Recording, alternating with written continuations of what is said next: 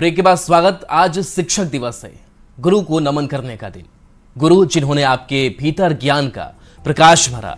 अपनी चित्रकला के लिए मशहूर मधुबनी की एक शिक्षिका मीनाक्षी कुमारी ने जिले का नाम और भी रोशन कर दिया है। शिवगंगा बालिका +2 स्कूल की सहायक शिक्षिका डॉक्टर मीनाक्षी कुमारी को राष्ट्रीय पुरस्कार के लिए चयनित किया गया है। चलिए आपको मिलवाते हैं मधुबनी की मैडम मीनाक्षी कुमारी से।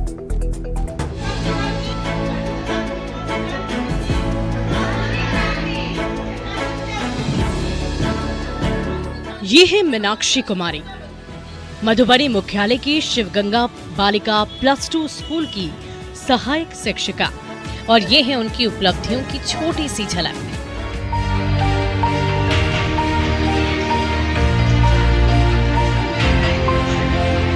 डॉक्टर मीनाक्षी ने 2014 में शिवगंगा +2 स्कूल में सेवा देना शुरू कर दिया और तब से लगातार बाल विवाह, अशिक्षा, दहेज प्रथा जैसी कुरीतियों के खिलाफ जंग लड़ रही है।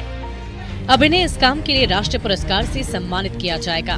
पुरस्कार घोषणा की जानकारी मिलते ही मधुबनी में खुशी की लहर दौड़ गई।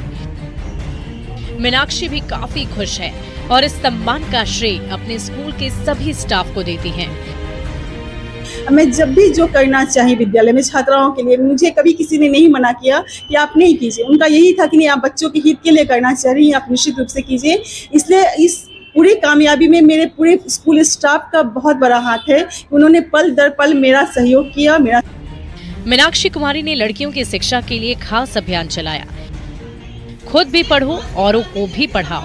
शिक्षा से वंचित सैकड़ों छात्राएं इस अभियान से जुड़ी और शिक्षित होकर दूसरे बच्चों को भी शिक्षित कर रही है।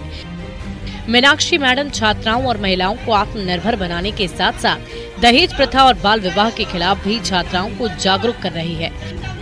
दलित बस्तियों में जाकर बच्चों का नामांकन सरकारी स्कूलों में कराती हैं। वैसे तो मीनाक्षी इतिहास पढ़ाती है, पर खेल शिक्षक का प्रभार भी इन्हें सौंपा गया है। मीनाक्षी के मार्गदर्शन में स्कूल की कई छात्राएं एथलेटिक्स में राज्य स्तर तक का पुरस्कार जीत चुकी है। और इतना ही नहीं, मीनाक्षी ने स्कूल में आरओ लगवाया, सैनिटरी पैड मशीन लगवाई और सड़क का निर्माण भी करवाया।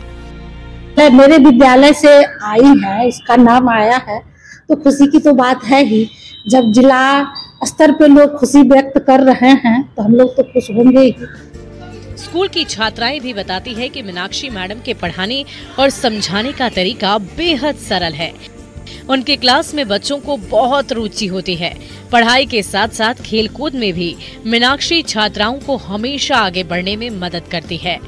मैम पढ़ाई के अलावा भी स्पोर्ट्स पे बहुत ज़्यादा ही ध्यान देती है। स्पोर्ट्स में जितनी भी शुरू से लेके अंत तक, यहाँ पे हम लोग का नीचे ग्राउंड भी बना है, कबड्डी का कोर्ट बना है, तो सारे कोर्ट पे एक लाइन टू लाइन ध्यान देती है। वहाँ पे रोज प्रैक्टिस होता है, रोज प्रैक्टिस पे ध्यान देती है।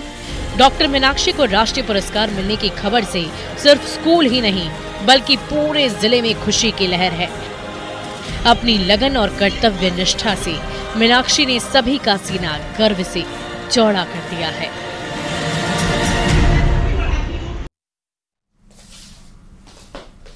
कैमूर में एक शिक्षक ने अपने छात्रों के बेहतरी के लिए कमाल कर दिया।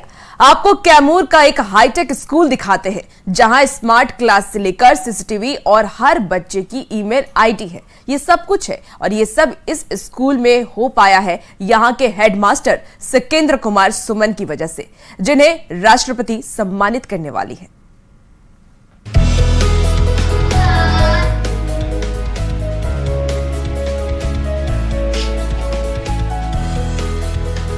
ये है कैमूर के तरहनी का न्यू प्राथमिक विद्यालय। सिकेंद्र कुमार सुमन इस स्कूल के हेडमास्टर हैं। इन्होंने स्कूल में सीसीटीवी कैमरे लगवाए हैं। स्कूल की दीवारों पर बच्चों की पढ़ाई से जुड़ी पेंटिंग करवाई है। इसके साथ ही इस स्कूल में स्मार्ट क्लास की भी व्यवस्था की गई।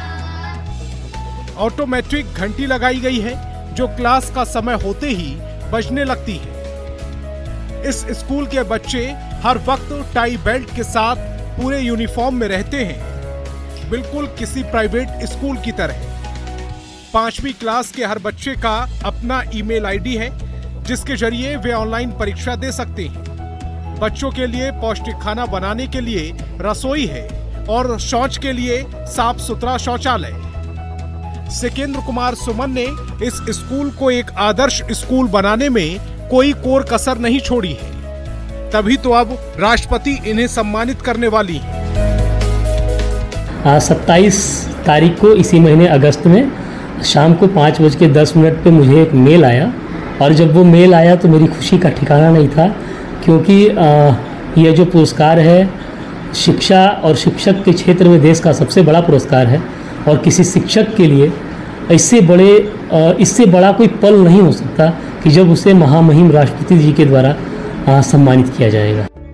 न्यू प्राथमिक विद्यालय तरहनी में सिकेंद्र कुमार के अलावा 2 और शिक्षिका हैं, जो बच्चों को पढ़ा लिखा कर बेहतर इंसान बनाने में लगी हैं। शिक्षिकाएं भी मानती हैं कि हेडमास्टर जी जान से स्कूल और बच्चों के बेहतर भविष्य के लिए काम कर रहे हैं। अब उसी मेहनत का फल उन्हें राष्ट्रीय पुरस्कार के रूप में मिल रहा है। न्यू प्राथमिक विद्यालय तरहनी में जब मैं आई थी तो ये विद्यालय हमको छोटा लगा, लेकिन सर के प्रयासों को देखकर, इतनी उनकी मेहनत लगन को देखकर हमें काफ़ी खुशी हुई। और यहाँ के बच्चे की जो टैलेंटेड, मतलब उनकी जो क्षमता है पढ़ने का या किसी भी चीज़ की जानकारी का, वो हमें काफ़ी अच्छा लगा, और लगा कि यहाँ के बच्चे बहुत समझदार हैं, काफ़ी समझने की क्षमता उनमें ज़्यादा है। और सर की क्या बात कहें, सर अपने कामों में, अपने लगन के प्रति एकदम उत्सुक रहते थे। एक कोट्स है जो हमेशा हमको, मतलब हम सोचते रहते हैं कि सच में एफर्ट्स नेवर डाइज, प्रयास कभी निष्फल नहीं होता। सर प्रयास करते गए और उनको लास्ट में सफलता मिली। और जब हम लोगों ने सुना कि सर को राष्ट्रपति द्वारा पुरस्कार मिल रहा है, राष्ट्रीय शिक्षा पुरस्कार, तो हम लोग बहुत खुश हुए, बेहद खुश हुए। और ऐसे तो हम लोग को ये उतना मालूम नहीं है कि मान लीजिए जो करेगा तो सफलता पाएगा, लेकिन मैं अपने विद्यालय को जानती हूँ कि मेरे एचएम जो बहुत मेहनत और परिश्रम लगन से उनको ये मुकाम मिला है और राष्ट्रीय पुरस्कार मिल रहा है। और शिक्षक सर हमारे बहुत अच्छे हैं। और स्कूल के बच्चे भी अपने हेडमास्टर की तारीफ करते नहीं थकते।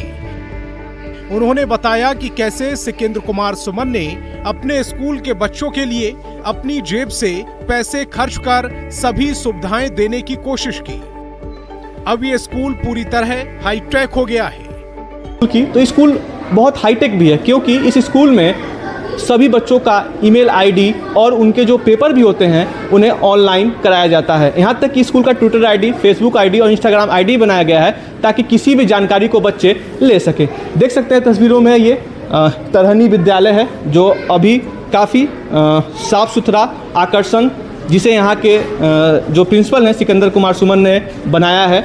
और इसी चीज़ को देखते हुए सरकार ने इन्हें पुरस्कार देने के लिए चयनित किया है। इस विद्यालय को कहीं ना कहीं जिले के तमाम अधिकारी और स्कूल के तमाम शिक्षक और खासकर बच्चों में खुशी देखने को मिल रही है। यहाँ वो हर व्यवस्था है जो आज के समय में चाहिए।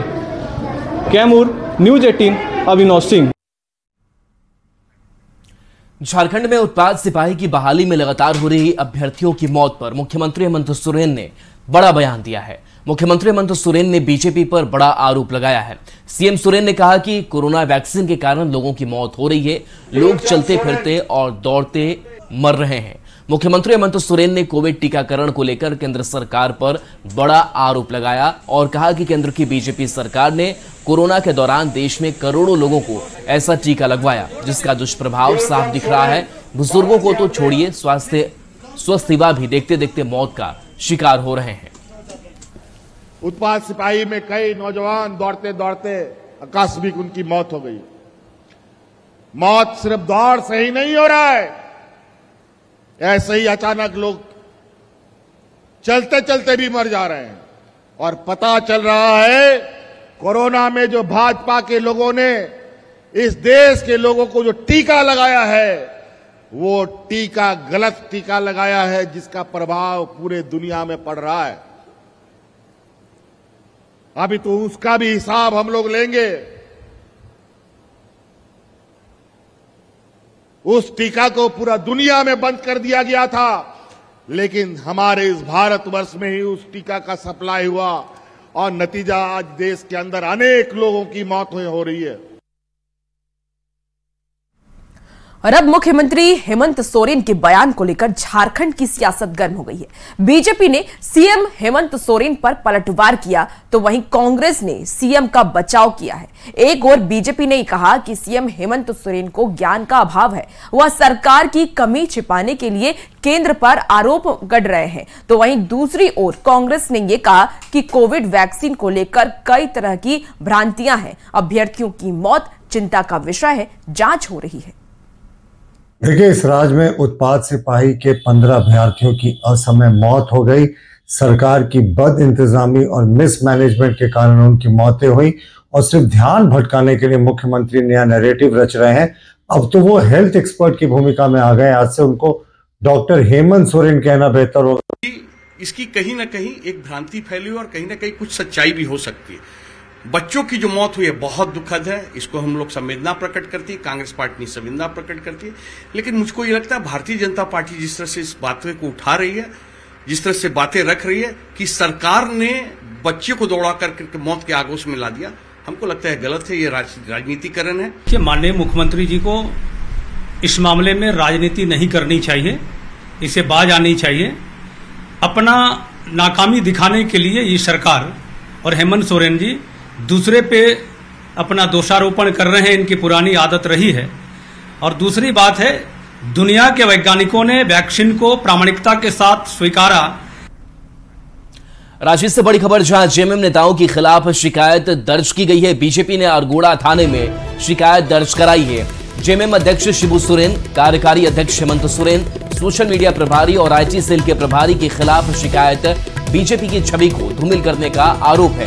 दरअसल 23 अगस्त को मोरहाबादी मैदान में बीजेपी युवा आक्रोश रैली के दौरान एक तस्वीर वायरल करने को लेकर बीजेपी ने शिकायत दिया।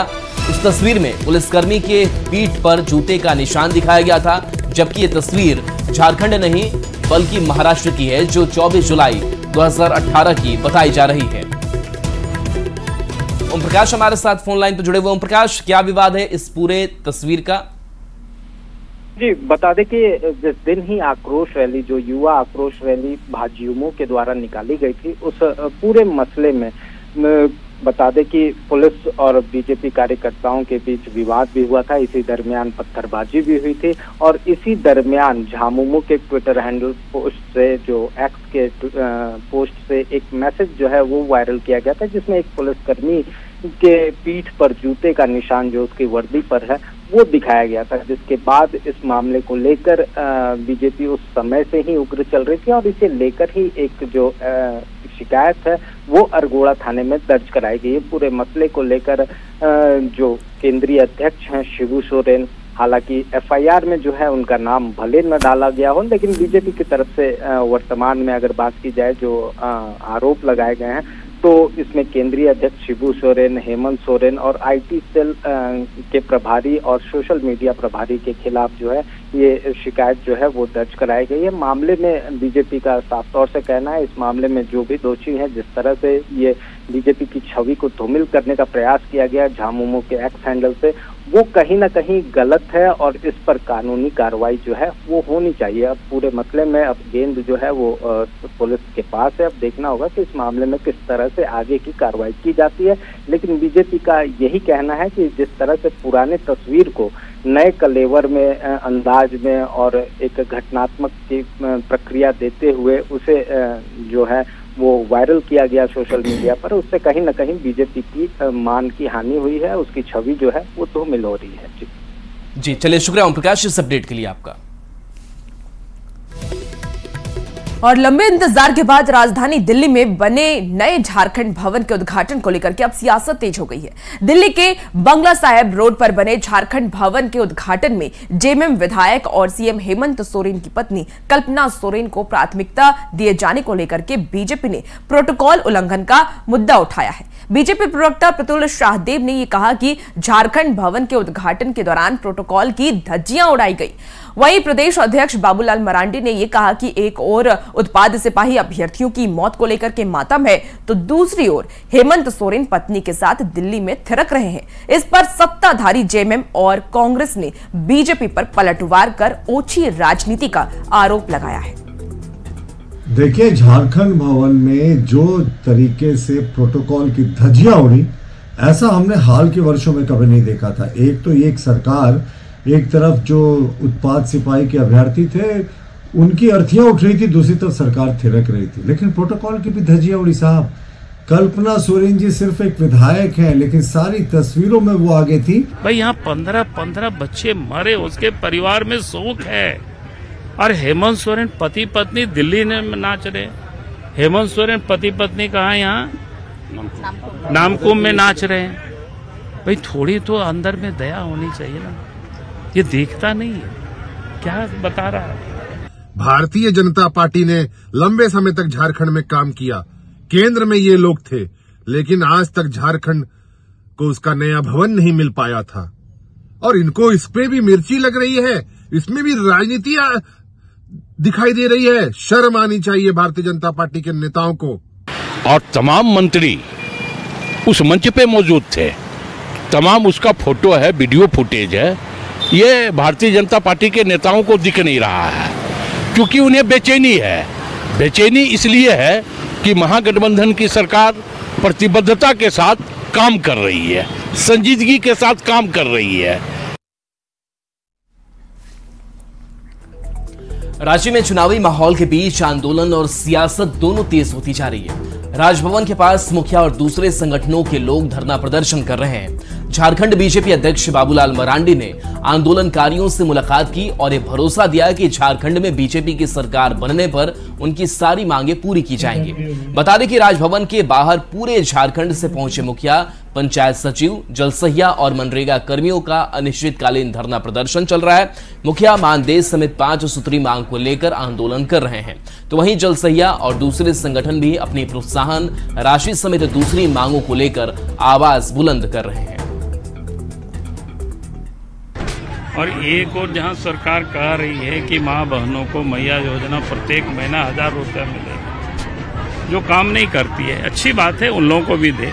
लेकिन जो लोग परिश्रम कर रहे हैं, जो झारखंड के विकास में, गाँव के विकास में, गाँव में जो सुविधाएं हैं उसको ठीक करने में जो लोग समय लगा रहे हैं, उनको जो 1000 मिलना था वो भी बकाया है, वो भी नहीं मिल रहा है। तो कायदे से तो इन लोगों का जो डिमांड है, इनको उचित मजदूरी मिलना चाहिए, क्योंकि ये काम कर रही है लोग। हम लोग का फिलहाल में मांग है, 5 सूत्री मांग रखे हैं। क्योंकि आज सरकार का दोहरा नीति चाल चल रहे हैं, हम लोग भी जीते हुए प्रत्याशी हैं, वो भी जीते हुए हैं, लेकिन विधायक सांसद को मिलता है उन लोग को भवन, इतना बिल्डिंग, कार, मोबाइल रिचार्ज करने के लिए भी। और हम लोग एक जनप्रतिनिधि को, वार्ड सदस्य जैसे किसी भी व्यक्ति को हम लोग दे नहीं सकते हैं। क्या अब आवास का लाभ नहीं लेने लायक है? सब गरीब रहते हैं, प्रतिनिधि सब अमीर नहीं है। ना कोई समान निधि का योजना भी वो भी नहीं ले सकते, ना सहिया दीदी, ना तो जल सहिया दीदी, कोई नहीं ले सकती है। हम लोग क्या कहा चाहते हैं? हम लोग का जो मानदेय है, नहीं तो मानदेय वो चाहिए। मंत्री जी के यहाँ जो झाड़ू पोछा करते हैं ना, उसका महीना में 50,000 से ऊपर मिलता है। और हम लोग जो फील्ड में काम कर रहे हैं, उनको जो है एगो नहीं तो मानदेय नहीं मिल रहा है। मनरेगा मजदूरी जो 240 है, वो भी नहीं मिल रहा है।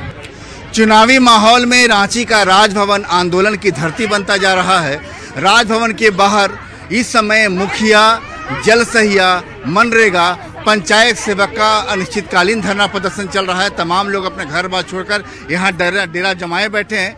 अभी लगातार नेताओं का भी आगमन हो रहा है, वादे भी दिए जा रहे हैं। हम सीधे इस समय जलसहिया, जहाँ लोग आंदोलन कर रही हैं, उनके सामने आप लोग जो मांग कर रही हैं, क्या हमारी मांग है? जो न्यूनतम मजदूरी देना होगा सरकार को, जो आपने वादा किया था कि हाँ हमारी सरकार आने पर आप लोग को, जलसहिया बहनों को न्यूनतम मजदूरी दिया जाएगा।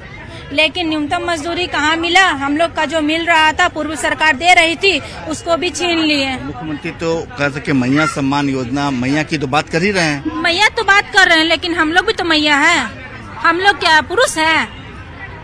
हम लोग तो पुरुष नहीं है, हम लोग तो मैया है ना। तो एक तरफ मैया सम्मान कर रहे हैं और साड़ियाँ दे रहे हैं, ऐसा उसका परिवार में ऐसा साड़ी पहनेंगे क्या? क्या साड़ी में क्या दिक्कत है? साड़ी में बहुत दिक्कत है। बोरा दे दिए हैं, साड़ी थोड़ी है, बोरा है। बोरा पहन के घूमेंगे जलसहिया बहने? देखिए, देख सकते हैं कि तमाम जलसहिया राज्य भर से यहाँ पहुँची हैं। और यहाँ पर प्रोत्साहन राशि जो मिल रही है उससे संतुष्ट नहीं है, क्योंकि प्रोत्साहन राशि को महंगाई के हिसाब से काफी कम बता रही हैं। और साथ में ये भी बता रही हैं कि जो जल सहिया को जो हाल फिलहाल में जो साड़ी दी गई है उस साड़ी की गुणवत्ता काफी खराब है।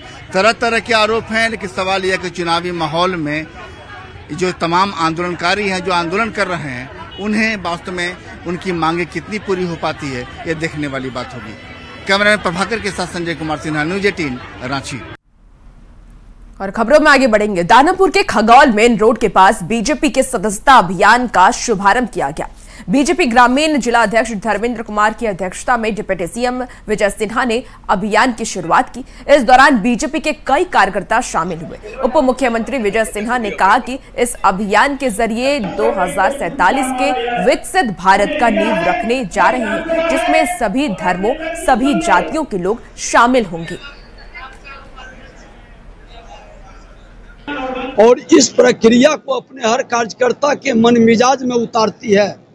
विश्व की सबसे बड़ी पार्टी ये सदस्यता अभियान का शुरुआत हम विकसित भारत विकसित बिहार बनाने के लिए, नए इतिहास रचने के लिए हर घर तक हमारा राष्ट्र ध्वज को लेकर आगे बढ़ने वाले परिवार को भाजपा का सदस्य बनाना है। खबर मुजफ्फरपुर से है, जहां सिवाई पट्टी थाने के सब इंस्पेक्टर सुमन झा को निगरानी की टीम ने रिश्वत लेते रंगे हाथ गिरफ्तार कर लिया है। दरअसल धारा 144 की कार्रवाई को लेकर पीड़ित आवेदन लेकर पहुंचा था, लेकिन सब इंस्पेक्टर ने पीड़ित से 11,000 रुपए की डिमांड कर दी। सब इंस्पेक्टर जैसे ही रिश्वत लेकर निकले, निगरानी की टीम ने दबोच लिया। टीम सब इंस्पेक्टर को अपने साथ मुजफ्फरपुर के निगरानी अन्वेषण ब्यूरो के कार्यालय में लाई, जहां उससे पूछताछ जारी है।